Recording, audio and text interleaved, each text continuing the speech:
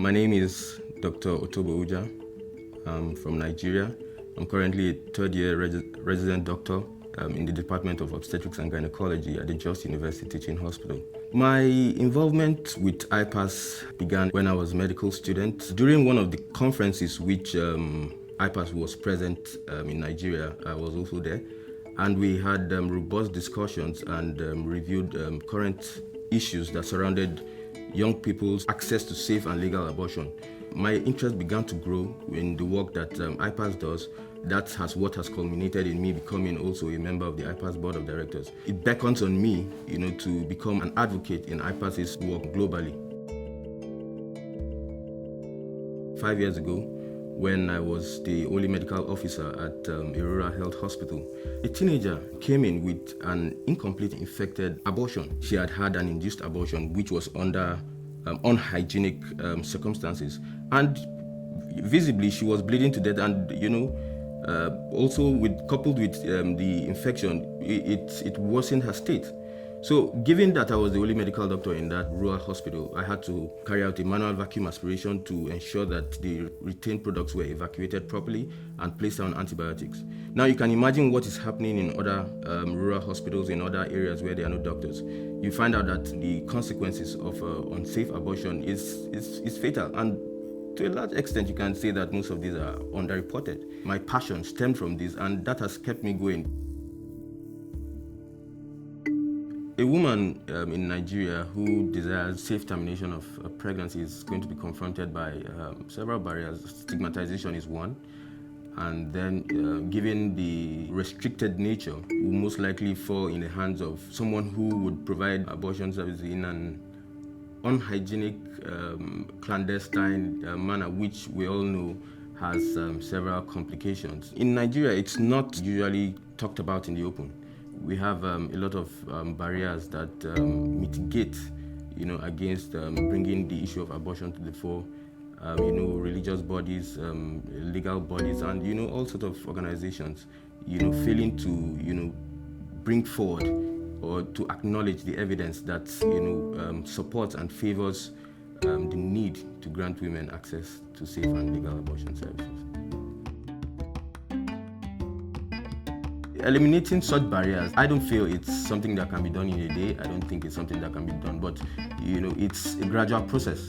On a global scale, there are efforts that are ongoing. What, therefore, we are hopeful for is that this would have a ripple effect, so that as many people who are conscientized regarding the issues of stigmatization and the need to eliminate stigmatization, they can go back, to their local communities and, improve and enhance advocacy. I think it's important that individuals, first of all, have to understand the impact and the magnitude.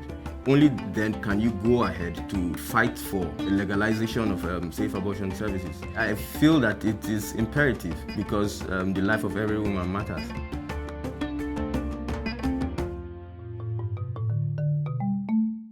My name is Dr. Jemima Dennis Entry. I come from Ghana, and I am a nurse and I'm a midwife. I'm currently the president of Ghana College of Nurses and Midwives, and I serve on the Ipas board as well as a midwife. The International Confederation of Midwives has spelled out 7 basic competencies that each midwife must acquire in order to practice effectively and to save the lives of mothers, their newborns, and adolescents.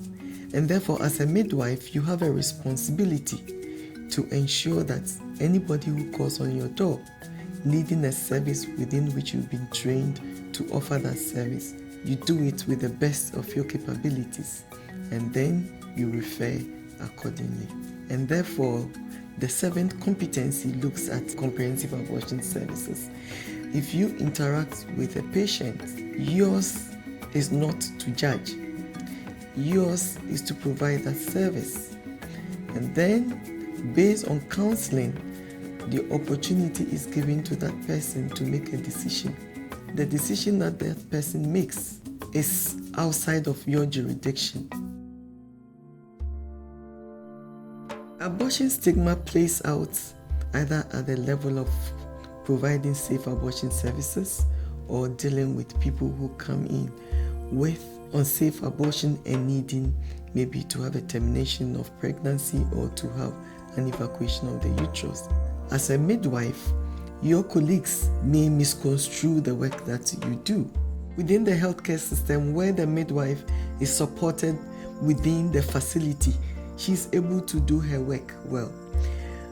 She may have colleagues who may come up to her and confront her, and I think that it is her strength within that will help her to be able to decipher whether she is doing the right thing or whether she needs to feel herself judged. We have a responsibility in the area of reproductive health, and we have to speak so that we can help improve the lives of our mothers, our young daughters, and also our newborns. Midwife voices matter. As health workers, we need to open our minds to such opportunities.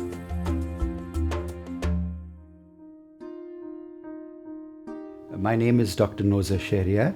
I'm from India. I'm a practicing OBGYN who has served as the past MTP chair of FOGSI, the Federation of Gynecologists in India. I also serve on the board of directors of Ipas. I do what I do because I sincerely believe that when you look after women, you have to look after them comprehensively. Abortion is probably one of the most difficult rights that society has not yet given to women. And to be truly empowered, women have to have the right to make this choice for themselves. I deal with women all the time, and I get to see all kinds of stories in my practice. And every month I just find that it just affirms my commitment more and more.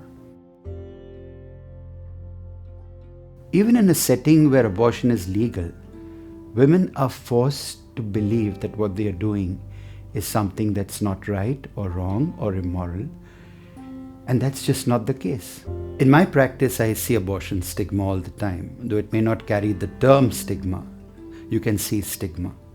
I'll tell you about India, where we've got 27 million births each year, and you've got 11 to 12 million abortions. So why should women be feeling that they're doing anything out of place or wrong? Well, firstly, when women come to us, they very often come to us alone or just with their partners. But when they come to us for their pregnancies, they come to us surrounded by families. That's the very start of stigma, is something that they do alone. In the profession itself, it is something that came up recently, whereby people who have advocated strongly the woman's right to abortion, particularly by giving them more access and more availability, and possibly bring in the role of mid-level providers, did face some kind of social media backlash. There was a young student in India, Anusuya Sengupta, who once said, "Too many women in too many countries speak the same language of silence."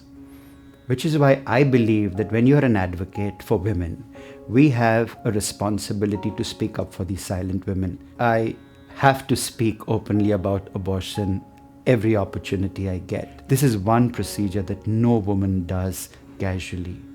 She has to make such important decisions. She has to go through sometimes humiliation.